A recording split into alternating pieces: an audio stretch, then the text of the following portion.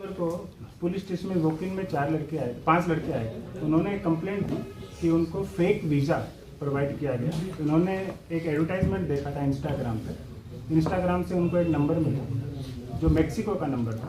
उस मेक्सिको के नंबर पे कांटेक्ट करने के बाद में उनसे 20-20 हज़ार रुपये अकाउंट ट्रांसफ़र और 1-1 लाख रुपए कैश लिया गया, इसलिए कि आपको वीज़ा हम दे देंगे। टोटल 40 लाख में उनकी डील थी। जब इन्होंने ये हमारे पास पुलिस स्टेशन में आए, वीज़ा को वेरीफाई किया गया। उसके बाद में पुलिस ने एक ट्रैप लगाया और बाकी के बचे हुए वीज़ा और आदमी को बुलाया गया। उस ट्रैप में हमने सबसे पहले परमजीत को पकड़ा जो वीज़ा देने के लिए आया था। परमजीत से जब आगे पूछा गया तो उसने बताया कि उनको ये वीज़ा गुरुद्वारे के पास में एक बंदा आया था 3 व्हीलर पे जो दे के गया था। 3 व्हीलर वाले से पूछा तो उसने आगे और बंदे का नाम बताया। इस तरीके से चयन करते हुए हमने लास्ट में आउटर डिस्ट्रिक्ट में एक पुलिस स्टेशन है निहाल विहार, वहाँ से हमने एक यूनिट को बस्ट किया है जिसके अंदर हमें लैपटॉप, प्रिंटर और लगभग 50 के लगभग वीज़ा स्टिकर और कुछ प्रिंटेड कुछ नॉन प्रिंटेड और पेन ड्राइव जिसके अंदर लगभग 400-500 और वीज़ा उनके बने हुए हैं जो मिले हैं। उसके अलावा हमें कई स्टिकर्स भी मिले हैं, कई जिन पे रिफ्लेक्टिव टेप लगती है वो चीज़ें भी उनके पास से मिली हुई हैं और बाकी की भी हम इन्वेस्टिगेशन उसके अंदर कर रहे हैं। लेकिन ये फर्स्ट टाइम है जब हमने एक यूनिट को बस्ट करते हुए और इसमें कई कंट्रीज़ के वीज़ा जो इन्होंने Colombia, Brazil, UK, Canada, Germany, हर कंट्री के वीज़ा इनके कंप्यूटर के अंदर मिले हैं 400-500 की संख्या में। तो ये लोगों को वीज़ा लगा के डुप्लीकेट तरीके से और आउट ऑफ कंट्री विदेश भेजने का काम करते हैं। इसके अंदर अभी तक 4 लोगों की हमने गिरफ्तारी कर ली है और बाकी के और लोग हमारे अंदर इसके अंदर वांटेड हैं।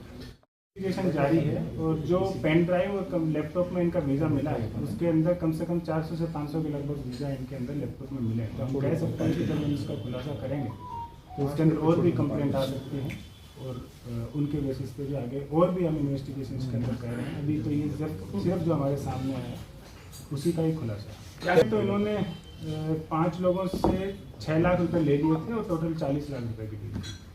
हर इंसिडेंट में इन्होंने इंस्टाग्राम से ही इनको डिटेल मिली थी। इंस्टाग्राम से कांटेक्ट करने पे ये इनके संपर्क में आया। परमजीत बीबीए है, 25 साल का है। कहाँ से सर कुछ वो अलग अलग तरीके की प्रिंट करता है और ये पर्टिकुलर प्रिंटिंग भी वो स्पेशलाइज करके अपने घर के अंदर निहाल विहार एरिया में करता है। सर वीज़ा का क्या मतलब किस तरीके के ये है कि आप अगर ऑथेंटिक तरीके से वीज़ा लेंगे तो ही सक्सेसफुल होता है। इंस्टाग्राम से ये वीज़ा देना डेफिनेटली कोई भी सोच सकता है कि ये डुप्लीकेट वीज़ा होगा। इसी चीज़ पे जब इनको भी डाउट हुआ तो इन्होंने जर्मन एम्बेसी से इसको वेरीफाई कराया।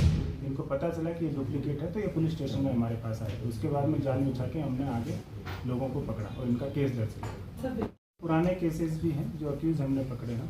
ऐसा नहीं है कि इनके ऊपर पहला केस है, इसी तरीके के पुराना केस भी इनके ऊपर है।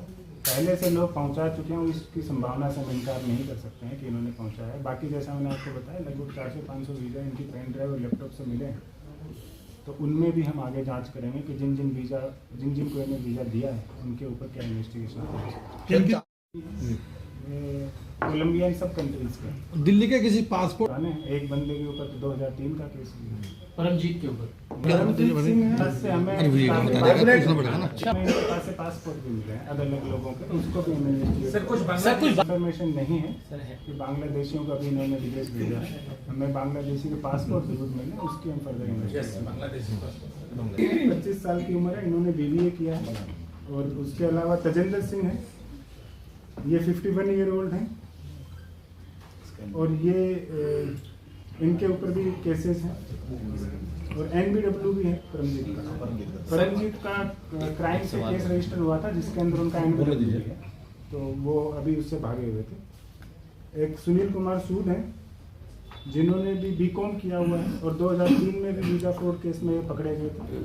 और इनके अलावा उदयपाल सिंह है जो अपने यहाँ पे प्रिंटिंग यूनिट लगा रखी थी, जो प्रिंटिंग करता है।